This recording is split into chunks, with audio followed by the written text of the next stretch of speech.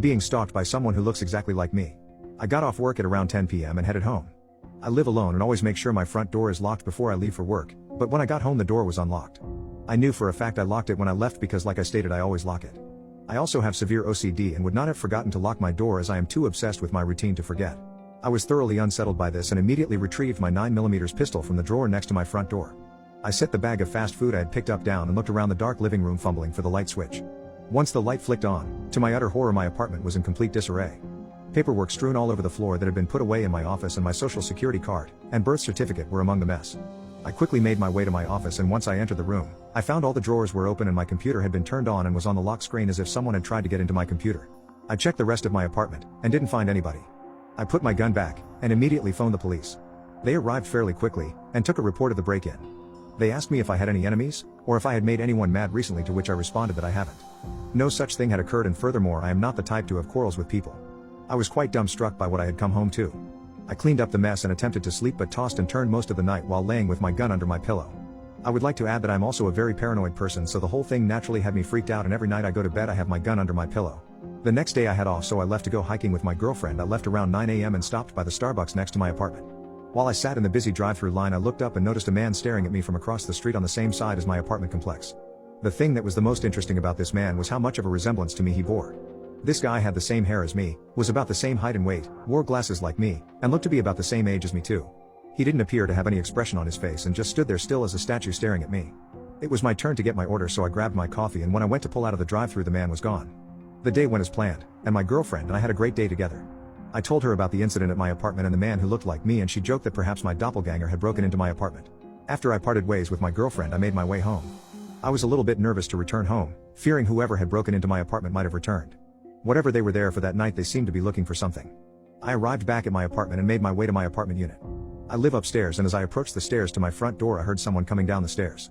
I was still a good distance from the stairwell and was alarmed as I didn't have a neighbor that lived upstairs, therefore no one should have been coming down those stairs. I stopped to see who it was, and to my shock it was none other than the same man I had seen earlier that morning. He walked quickly and looked down as he walked. I shouted at him to stop, but as soon as he heard me he took off running and hopped the fence that separates the apartment complex from a large field and disappeared into the night. I ran upstairs to my apartment and tried the doorknob, which was once again unlocked. I went inside and was horrified. All over the walls in my living room were pictures of me and my girlfriend from that day. Pictures that looked as if they had been taken right from the tree line next to the trail her and I were on. I once again called the police to report the break-in. They came and searched the apartment as well as the entire complex. I told them about the man I had seen running into the field. They searched the field and returned with a pair of eyeglasses and a wig.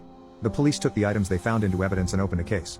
They stationed 2 police cars outside my apartment and informed the apartment manager about what was going on. It's been almost a week since this all started, and nothing else has happened since. No more random break-ins or creepy photos of me and my girlfriend. I've also been staying with a coworker of mine until things die down. I have no idea why whoever is doing this is targeting me. Based on the items the police found in the field, my guess is this person is actually pretending to be me for some odd reason. I got home from work and met Mike. I parked my car in my usual spot and got out, and was greeted by a younger guy around 19, maybe 20 years old. He introduced himself as the new maintenance guy and told me his name was Mike. This morning I walked out to my car to notice Mike staring at me with a completely blank expression. He just stared at me and never once appeared to blink. I went about my day thinking nothing else of it. When I got home from work I pulled into my parking space and made my way to my apartment, only to see Mike literally walking out of my front door and locking it behind him. I was confused by this but not alarmed, as I knew he worked at the complex. As he turned around to look at me he just smiled.